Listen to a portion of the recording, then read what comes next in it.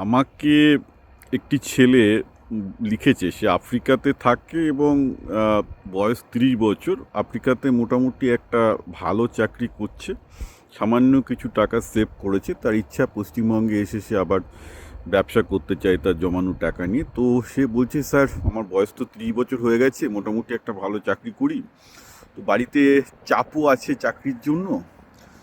তো সরি, বাড়িতে বিয়ে করার চাপ দিচ্ছে। 30 বছর বয়স হয়ে গেছে, ছেলেটা অবভিয়াসলি বাড়ি থেকে চাপ দিচ্ছে বিয়ে করার জন্য। কিন্তু আমার ইচ্ছা হচ্ছে যে আগে পশ্চিমবঙ্গে ফিরে গিয়ে একটা বিজনেস করব, বা এখানেও একটা আফ্রিকাতে একটা বিজনেস সেট আপ করতে চাই।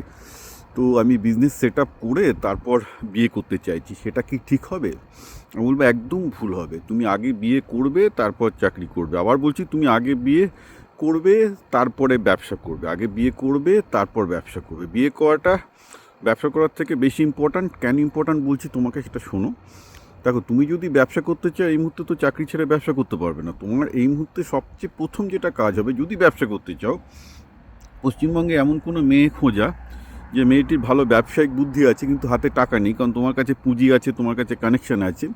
তো তোমরা দুজনে মিলে তাহলে ব্যবসাটা সেট আপ করতে পারবে। অর্থাৎ বিয়েটাকেই তোমাকে প্রথম ব্যবসায়ী স্টেক হিসেবে নিতে হবে, যে তোমার এই ব্যবসাতে একজন পার্টনার দরকার এবং সেটা তুমি তোমার বিয়ের মাধ্যমে তুলবে। That's how you should proceed in this case. খেয়াল রাখবে, বিয়েটা হচ্ছে জীবনের প্রথম ব্যবসা, যেখানে সংসার হচ্ছে first startup company. This is a bitter truth. আর এই ট্রুথটা না বুঝলে লোকে ভালো ব্যবসা করতে পারে না।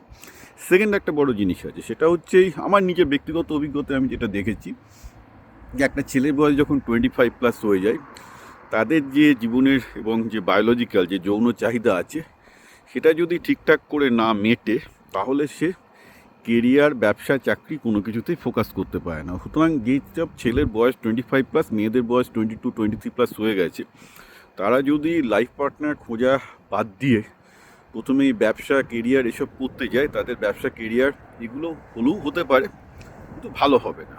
বেস্ট হচ্ছে যে তোমার যতক্ষণ না পর্যন্ত সেক্সুয়াল ডিজায়ারগুলো স্যাটিসফাইড না হচ্ছে, ততক্ষণ পর্যন্ত তুমি ব্যবসা বা তোমার কাজে তুমি ফোকাস করতে পারবে না। সুতরাং এখানে এক ঢিলে তোমাকে দুটো পাখি মারতে হবে।